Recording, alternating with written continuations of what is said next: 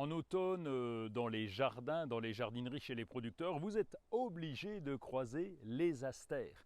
Les astères d'automne, c'est eux qui vont nous apporter de la couleur au jardin. Certains fleurissent au printemps ou en été, mais l'automne, c'est vraiment la saison des astères. La floraison est abondante et particulièrement colorée. Il y a de nombreuses variétés et de très nombreuses couleurs disponibles chez les producteurs ou dans les jardineries. Ces fameuses couleurs sont là pour attirer les abeilles, les papillons et les pollinisateurs.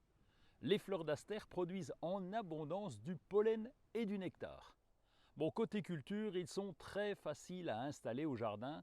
C'est une plante pour les débutants, ça reprend presque à tous les coups. On peut les planter à peu près partout puisqu'ils peuvent tenir jusqu'à moins 15, moins 20 degrés en hiver, donc c'est solide. Selon les espèces, la floraison s'épanouit entre le début du printemps et la fin de l'automne.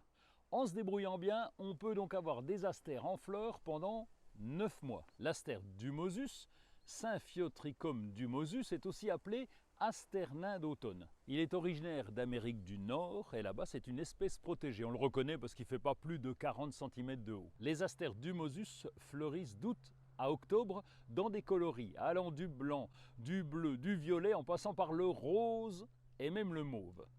L'astère novibelgi est également originaire d'Amérique du Nord et il a été introduit en Europe au début du XVIIIe siècle. Alors sa floraison est tardive et c'est parfait pour les abeilles qui sont à la recherche de nourriture juste avant l'hiver.